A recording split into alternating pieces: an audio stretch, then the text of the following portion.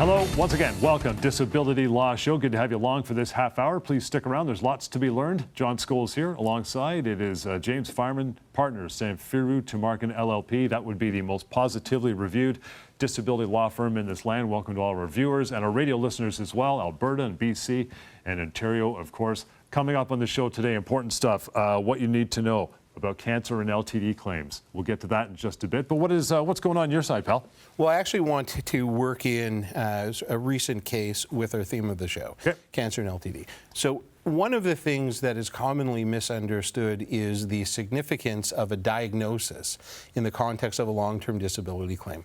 A lot of people focus a lot of their energy on what is the particular diagnosis here. And so you hear cancer, for example, and that's obviously a very serious word. And it comes with a lot of things attached to it, but that doesn't necessarily mean that it automatically entitles you to long-term disability benefits. We know there are many different kinds of cancer, and for each type of cancer, there's a spectrum.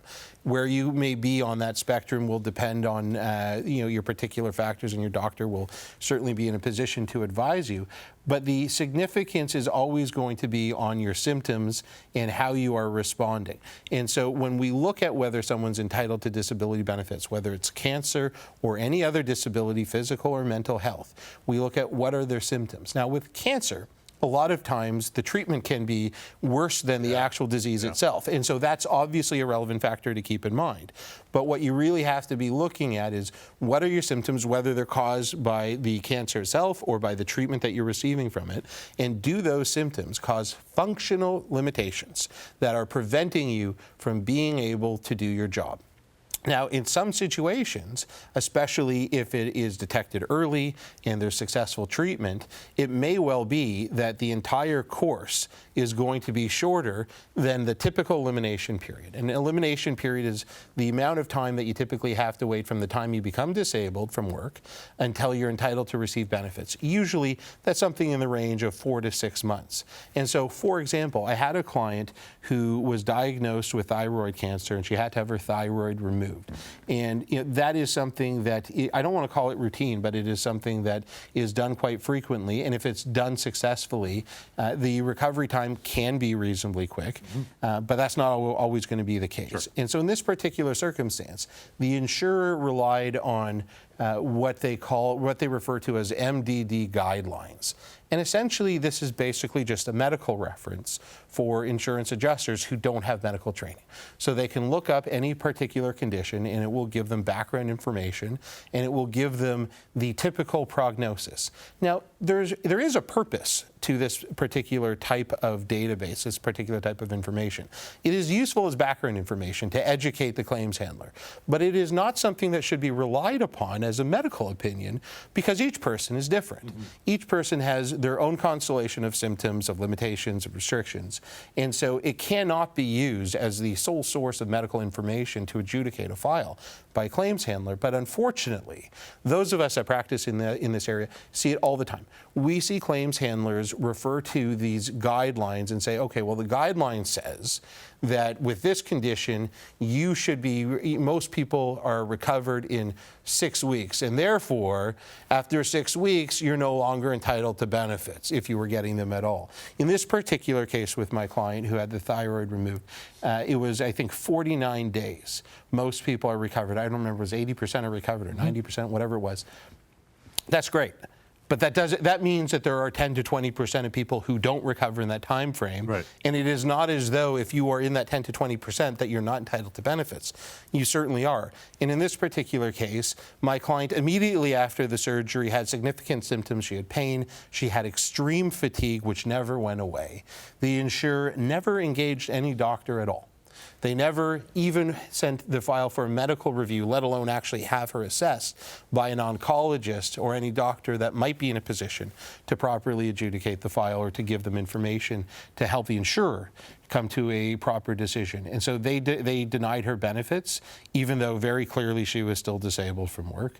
And so we went to mediation, and once it moves from the claims department to the legal department in the insurance company, it lands on the desk of people who understand what they're supposed to do and what wasn't done in this case. And they paid her very far into the future as a result, not just of her disability, but as a recognition that they really had failed on this particular file. They had failed in their duty of good faith to properly adjudicate the claim, what is obviously a very serious condition. They didn't even bother to obtain a medical opinion. They just relied on a database. You know, it's interesting you mentioned that part about falling into the hands of people who know what is what. And a lot of people, I think, listening or watching this show and listening to a radio show hear that. They feel, oh, I'm scared. I don't want it to go from the adjusters, the claims department to the lawyers. That's bad news. But it's not. That can get things, because now you see eye to eye. They understand what you do. You understand what they do. That can move it along to the benefit of your client, right? Yeah, that's absolutely correct. So typically speaking, the way it works is when you apply for your benefits, right, and when they are adjudicating your claim, even if they're paying you benefits, and after they cut you off or deny your claim for some period of time, it will stay in the claims department. So you're going to have a claims handler in the claims department who's responsible for adjudicating the file and deciding whether or not you're entitled to benefits. After you've been denied and you decide to bring a legal claim, a lawsuit in court, and you hire a lawyer, it moves from the claims department at the insurance company to the legal department. And the motivation in each department is very different. In the claims department, their job is to get rid of as many of these files as they can. And so as soon as they can find a justification for terminating a claim or for denying a claim, that's what they're going to do. That is how they are judged. That is their bread and butter. On the other hand, when it lands in the legal department, it's a very different motivation. Their objective is to try and minimize the exposure they have on these files, because they know in most cases that they are in hot water, not only because they have to pay benefits, but because they have to come to terms with how the file was adjudicated and the failures of the claims department in fairly adjudicating that file. And if your lawyer has the ability to point out all the ways that the insurance company has been unfair, that exposure increases exponentially. And then you wind up with a lawyer and claims handler from the legal department who are very motivated to pay you to get rid of this file. Right, because they're paying their lawyers as well. That's right. Right, that's true. PocketEmploymentLawyer.ca. I want to mention that website. I know it says employment law, and we do have the employment law show here as well, but Pocket Employment Lawyer has a nice section on disability law. There is much there to be learned for you, and it's absolutely free and anonymous. You have questions about that, you can go there again, PocketEmploymentLawyer.ca, and check out that particular section on disability law. Email address, help@disabilityrights.ca. This comes up on your screen during the whole show. Get to our first one here, James. This hour, David says, I had a serious knee injury and have been on LTD for over a year. My job is very physical, but the insurance company is attempting to push me to return, even though I'm not quite 100%. My doctor has stated that the proposed return to work date is too early and that the program doesn't seem to be gradual enough. What should I do? So this is something that I addressed last week. I'll address it this week. I'll probably address it next week. The return to work decision, that is a medical decision. That is something that you have to decide in conjunction with your doctors. It does not matter what your insurance company says. It doesn't matter what your lawyer says, frankly. It is something that you have to decide in conjunction with your doctors. If your doctors say you are not ready to return to work, then don't return to work. You're going to be risking your health. You're not likely going to be successful. Wait until you get your approval from your doctor. And that can be really difficult.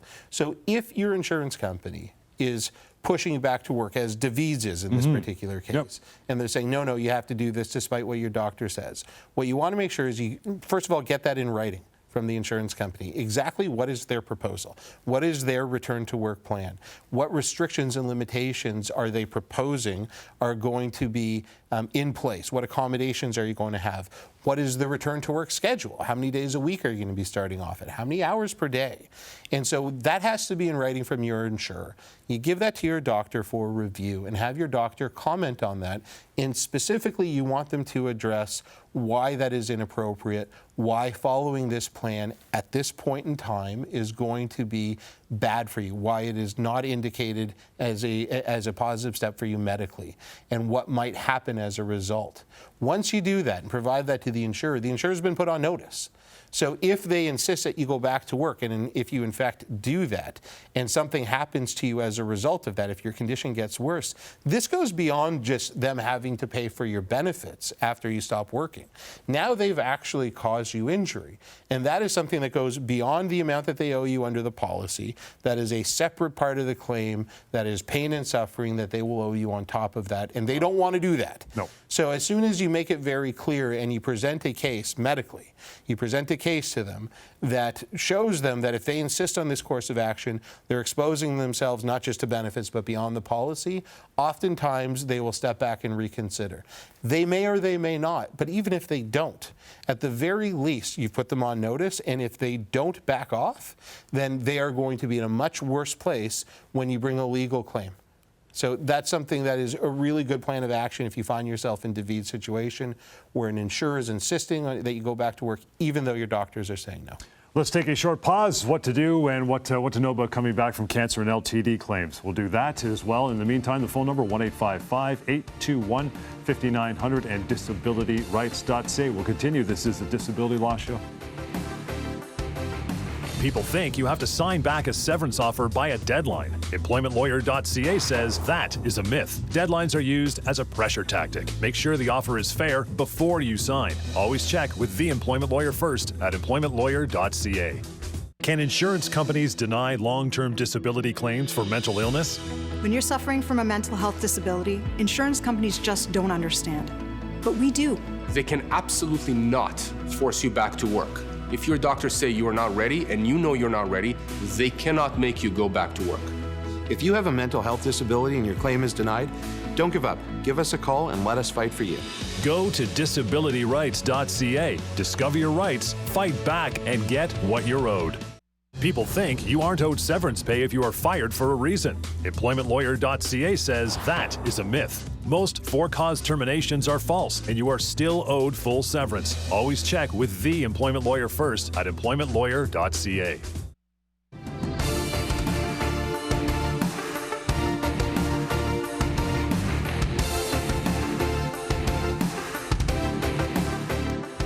All right, welcome back. Disability Law Show. John Scholes here and James Fireman, partner, Samfiru, Tumarkin, LLP. And they've helped tens of thousands of people across this country get what they deserve as far as claims are concerned. So reach out anytime, 1-855-821-5900. And I'll mention a website as well. If something comes to mind that we haven't covered on the show anytime, LTDFAQ.ca. LTDFAQ.ca. You can use that website, free and anonymous, of course. Okay, James, what to know about cancer and LTD claims? Number one, individuals who have cancer and are unable to work can apply for long-term disability benefits. Yeah, and this just goes back to what I was talking about at the top of the show. So cancer is a very broad diagnosis, and there are obviously all kinds of different forms of cancer. And again, whether you have one kind or another, that doesn't necessarily tell you that much about your situation at any particular point in time. There are certainly people who are diagnosed with cancer, actually have cancer in various forms, that are able to continue working for some extended period of time. And there are certainly other people who have it and are getting treatment for it who certainly cannot work. So just saying that you have cancer isn't descriptive enough. What we really need to drill down on is what are the symptoms that you're experiencing? How do they functionally limit you? And those symptoms, of course, can be related either to the disease or to the treatment. Because obviously, if you've been diagnosed with cancer and you're receiving any form of treatment, that may have an impact on your ability to work, whether it's fatigue or any other symptoms that may be associated with it. We are talking about what you need to know about cancer and LTD. I'm not sure I like the flavor of this one. This one says some insurance policies contain clauses that clarify, or at least classify rather, cancer as a pre-existing condition if the cancer was detected early on. Yeah, so typically speaking, pre-existing exclusions in long-term disability cases aren't going to be focused so much on a particular disease, whether it's cancer or anything else. They'll just be focused on whether or not you have a condition that existed before you became insured under the policy. But there are limits on that. So in other forms of insurance, life insurance comes to mind in particular. When you apply for the insurance, there may be exclusions for any disease that you had that you were aware of before you got coverage. And if you ever, and if you, in life insurance, for example, if you were to die from that particular condition, it wouldn't be covered. In long-term disability, that's not actually the case. There is a very limited application for pre-existing conditions. Let me explain. So, typically speaking, it only applies to conditions that were discovered, or that you were treated for, I should say, within, usually it's 3 months to a year before you became insured. It can vary depending on the policy. But so if you received any treatment for a particular condition, or had any tests in, let's say, the 3 months before you became insured, then that's a pre-existing condition. Now, there's more to it than that, but just so we understand what we're talking about here, we're talking about, typically speaking, if you're looking at a group policy, you're insured when you get hired for your new job, so it's the 3 months before you got hired. If you got any treatment or were tested in those 3 months, then that is a pre-existing condition. However, you're not going to be excluded from a claim if that doesn't become an issue in the first year. Usually it's 1 year after you become insured. If it does not disable you within the year, then you're going to be okay, you're going to be covered. And that's true for most conditions, whether it's cancer or otherwise. But you want to make sure that you look at the policy very specifically, because there can be idiosyncratic things even in what is otherwise a standard policy. And so if there is language that specifically addresses cancer or any other particular condition, you want to make sure that you're aware of how it works in that situation. So if for example, if you're a lifelong diabetic, maybe a severe diabetic, but you haven't received treatment in the last 3 months to a year, you're just dealing with it, would that not qualify as a pre-existing condition? Well, typically speaking, even if you're not getting treatment from your doctor per se, you're going to be getting insulin. Oh, right? You're going to be taking medication counts. So that really wouldn't be a way around it. But even in that situation, even if you're taking insulin daily, or even if you're actively getting treatment, unless it disables you within the first year after you start working, you're still going to be covered for the disability if it rears up 2-3 years down the road. We were talking about what to know about cancer and LTD claims. Next one is this, James. If undergoing treatment or experiencing debilitating symptoms, claimants should keep their insurer up to date with medical records. Yeah, and this really isn't a advice specific to cancer patients. This is for anybody. Yeah. You want to make sure that your insurer is up to date on your medical condition, that they have your ongoing records from any doctors that are providing you treatment, any therapists that are giving you treatment. That's just to make sure that they're not able to say, well, we don't have enough information, so we're cutting you off, or the information that we have is too out of date. You want to never give them an excuse that they can rely on to justify cutting you off, because remember, that's what the claims handlers are there to do. The claims handlers are there to find an excuse, to find a justification to terminate your claim. And you don't want to make it easy for them. And so the first line of defense is to make sure that you are getting them the updated records. And so the simple way to do that is to say, do you need any further records? Yes, from who? Okay, I'm going to call my doctor and make sure they get them to you. Because the insurer isn't always going to go and request them directly from your doctor. Some will, but some won't. Some will be lazy and they'll let it slide for 6-7 months, and then they'll say, well, we don't have any updated records. Sorry, we don't have any information that suggests you still have an ongoing disability. I've seen that happen many times. So don't give them that justification. Make sure everything's up to date. Do you recommend people who are on disability and using their benefits, should they contact every couple months, chime into their insurance company, still here, still can't go to work, or, should you be that proactive, in other words? It depends on the situation. Right. And so there are situations for where people have very clear long-term disabilities that are never going to change, and is something that the insurer generally accepts. For very severe disabilities where it's just obvious that the person is never going to go back to work, there's no particular reason to engage in any communication, as long as they're continuing to pay you and as long as they're not being unreasonable in what they're asking you to do. But in other situations, especially if you're at the beginning of the process, right, and you're waiting to get an answer on whether you're approved or not, you want to be in communication with them. You want to make sure that they've received your application package, that they've received all of the clinical notes from your relevant doctors, and that they have everything that they need. And if they don't, you want to say, okay, well, who do you need it from? And then get on the phone and call them and make sure that that doctor or that therapist is sending the records that day. Because the longer they drag it out, the more excuse the insurance company has to take their time, and they will, to take their time in adjudicating your claim and hold on to the money for just a little bit longer. Talking about cancer and LTD claims, last point on this one, James, you can answer this. Despite a diagnosis of cancer, some claimants are denied LTD as insurers believe they are able to do sedentary work. Well, and sometimes that's going to be correct. It's not, as I said, I think a couple times already this show, just having a diagnosis of cancer does not mean that you can't work. There are plenty of people who are diagnosed with cancer and continue to work, continue to be able to work, even as they are getting treatment. It all depends on your particular situation. But what you want to make sure is that your case is being adjudicated fairly. So I talked off the top of the show about a client I had recently who had been denied after having her thyroid removed. And the basis for the denial was the language in these MDD guidelines that suggest most people recover in 49 days. Well, that's just not good enough.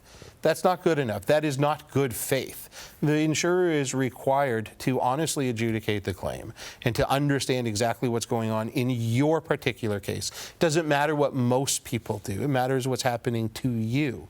And if you are not recovered, if you are not able to go back to work, then the insurance company has a duty to fairly adjudicate that. And if that requires them to send you to a doctor to be assessed, if they're not willing to rely on your treatment providers, then that's what they got to do. Right. But it's not enough to just say, oh, well, this guideline here, this generic guideline says that it should be done by now, and therefore we're not paying you.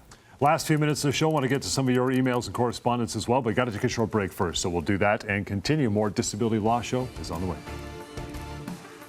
People think you should go to the government to get severance pay. EmploymentLawyer.ca says that is a myth. Government can only help you get minimum severance, but not everything you're entitled to. Always check with the employment lawyer first at EmploymentLawyer.ca.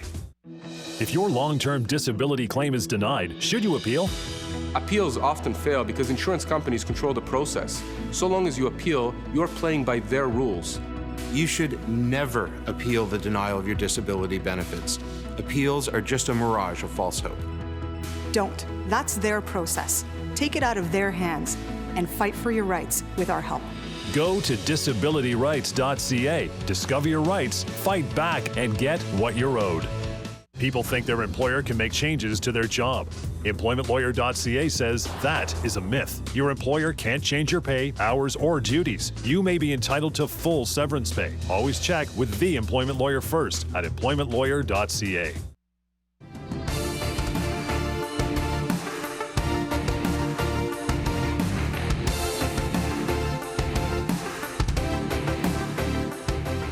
All right, welcome back. A few minutes to go here. Disability Law Show, reaching out 1-855-821-5900. Email address is help@disabilityrights.ca, but yet there's another place you can go, free and anonymous, called mydisabilityquestions.com. Ask your questions there. They will be answered by James or a member of the firm quickly and fully as well. So go there anytime you like, mydisabilityquestions.com. From it, James, we got Roberts. Says, I was approved for short-term disability after surgery, but had to apply for long-term disability because recovery is taking longer than I expected. My claim was denied. Should I start the appeal process that my adjuster recommended to me? I don't think we went to an appeal all last show, and finally we've reached one here. I know it's your favorite topic. Yeah, so I first just want to address the short-term, long-term dichotomy there. So it's not clear that we're talking about the same insurer here for short-term as long-term. If it is the same insurance company, then it's a pretty unusual situation. You would expect that if an insurance company is saying that you are disabled from your own occupation up to the end of short-term, which is typically the day before long-term starts, that you would still be disabled when long-term starts. The test is substantively the same. But if it's a different insurance company, they can come to different conclusions, and it wouldn't be shocking. So I'd like to know a little bit more before I can really understand that part of it. But yes, John, you're begging me to go into my shtick on the appeals, and why not? Because it's been a little while since I've done it. No, don't appeal. Do not appeal. So the appeal process, if you've been denied or if your benefits have been terminated, you're going to get a letter from your insurance company, and that letter is going to give you the option to bring an appeal. And usually they'll say you have 60 days to do it or 90 days to do it. The appeal itself isn't something that you're going to find anywhere in the policy. It's not something that is agreed upon or something that is formalized in any way. It's a process that they have invented, the insurance company has invented, as a means to convince you not to bring a legal claim. And the reason they want to do that is because as long as you appeal, as long as you stay within their system, they control the game. They make all the rules. They decide exactly how it's going to go ahead. Right. So when you appeal, you're basically sending your claim back to the same person. Usually it's the exact same person. You're asking them to say, oh, pretty please, would you reconsider your decision? And they're not going to, because they have an obligation to their shareholders to try and make as much profit for them as possible. And they're looking for any justification they can to try and cut you off or to terminate your benefits. And if they've found a justification, they're going to hold to it. Unless, if you appeal and there's something that is completely game-changing, you have a brand new diagnosis that is, much more onerous, much worse than your previous condition, maybe they'll reconsider in that situation. But that is not most people. Most people, when they appeal, they get a doctor to write a letter pleading with the insurance company, what are you doing? My patient is really disabled. And they're going to ignore that 9 times out of 10. Wow. You're wasting your time, and oftentimes they'll allow you to do it 2, 3, 4 times. This is what they are in business to make money, and you need to understand that. So when you appeal, what you are doing is you're allowing them to continue to control the process, even though they are not doing what they're supposed to do under the policy. If they're paying you your benefits, then you have to abide by the policy. You have to abide by the process that's set out. As soon as they stop doing that, why would you continue to play their game? Right. Why would you continue to give them control? It is much better to start a legal claim earlier. You're going to get to resolution earlier, and you're going to get a much more successful result in the end. Robert, appreciate that. MyDisabilityQuestions.com. I want to move over to an email here with the remaining time. James, this one from Lori, and you can as well anytime, help@disabilityrights.ca. Lori says, I've been receiving LTD benefits for just over 2 years. I had 2 surgeries for a progressive disease, but they didn't seem to help much. Now I have other health issues related to the disease. The insurance company is asking me to attend a medical assessment. Do I have to agree to it, considering I am active with my own medical professionals? So Lori, let's talk about the difference between treatment and assessment. Yep. So treatment, certainly if you have your own treatment providers, your own medical team that's providing you with treatment advice, then you have no obligation to go to a different treatment provider that your insurance company is suggesting. Now, if you're not getting a particular kind of treatment and it is warranted in your case, there's maybe a physical therapy that you should be undergoing and you're not getting it, it's fine for your insurer to say, you should be getting this physical treatment, you need to get this. Mm-hmm. They may suggest you go to their particular treatment provider. I would suggest going to one that your own family doctor recommends instead of theirs. But if you ought to be getting a particular form of treatment, then yes, you should go ahead with that. Assessment's a different thing. Okay. Assessment is something that the insurance company is entitled in order to understand your condition. This isn't about treatment. It's not about making you better. It's about the insurance company understanding your condition and being able to adjudicate your claim, and they're entitled to that. And as long as the person they're sending you to is a qualified expert in the particular area of expertise, they are qualified to give an opinion on your medical condition and it's relevant. If you have a knee condition and they're sending you to a psychiatrist, that's obviously not the right expert. But as long as they're sending you to the relevant expert for your particular disability, then they're entitled to have you go and attend that assessment whether you want to or not, unfortunately. Basically the last minute and a half, and I know you mentioned this before, but you said try to avoid, maybe not all the time, but at least get your own medical professional team to suggest medical treatment for you rather than using their guy. Why do you suggest that? Well, I mean, there's just an inherent bias that is going to exist in someone that is being paid for by the insurance company. And you just really need to understand that. And that doesn't necessarily mean that every person that they send you to is overtly biased. And there may even be people who are just going to call it like it is no matter what. But if you are going to someone whose bills are being paid for by an insurance company, you better believe that there's another 50 or 100 other people just like you that are being sent to this person as well. And that means that treatment provider has a significant incentive to make sure that the person that's sending, or the company that's sending them all this business, business is happy. And how are they going to do that? By showing what great work they do, and whether you recover or not, a lot of times they're just going to say, oh yeah, they've gotten a lot better over the last 6 weeks, and therefore they can go back to work. It's really important that you get your own treatment provider by someone recommended by your own family doctor, someone that you can trust. And you're fully allowed to do that. Absolutely. There you go. Lots of information. Again, if you want to catch up anytime, now that we're almost done for the day, help at disabilityrights.ca. The phone number, 1-855-821-5900, and mydisabilityquestions.com as well. We'll catch you next time. Disability Law Show.